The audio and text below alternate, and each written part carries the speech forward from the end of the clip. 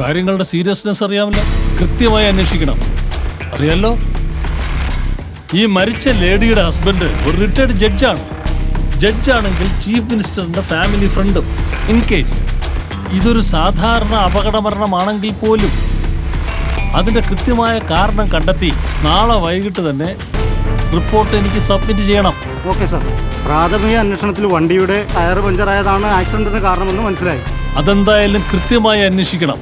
Okay sir.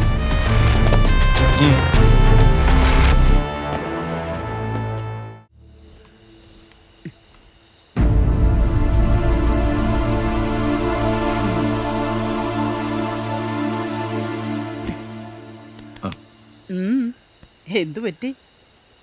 എൻ്റെ ഔദ്യോഗിക ജീവിതത്തിൽ ഇത്രയും കാലത്തിനിടയിൽ ഇത്രയും കോംപ്ലിക്കേറ്റഡ് ആയ ഒരു കേസ് ഞാൻ അറ്റൻഡ് ചെയ്തിട്ടില്ല. അതും റിട്ടയർ ചെയ്യാൻ പോകുന്ന അവസാന നിമിഷങ്ങളിൽ.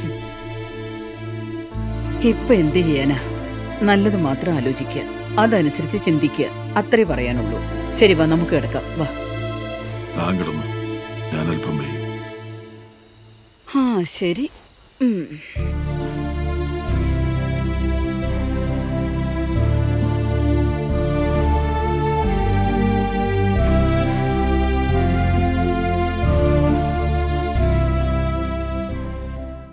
അത് പിന്നെ എനിക്ക് അറിയത്തില്ലയോ ജെസി. ആ അച്ചോ, പിന്നെ ദേ, ഇതെന്റെ ഒരു ചെറിയ സംഭാവനയാ. ശനിയാഴ്ച ധ്യാനം കഴിഞ്ഞുള്ള കഞ്ഞി നേർച്ച എന്റെ വകയാ. വളരെ സന്തോഷം. ശരി, അപ്പൊ ഞാൻ ഇറങ്ങട്ടെ. God bless you. ശരി അച്ചോ.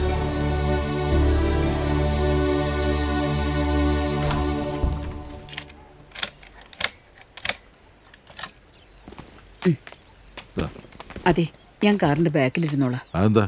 എന്തോ ഒരു അസ്വസ്ഥത പോലെ. ഹോസ്പിറ്റലിൽ പോകണം? അയ്യോ, അത്രയ്ക്കൊന്നുമില്ല. ജസ്റ്റ് ഒരു ഇത്. എന്നാലൊന്ന് നോക്കിയേക്കാം. അത് സാരമില്ലെന്നേ.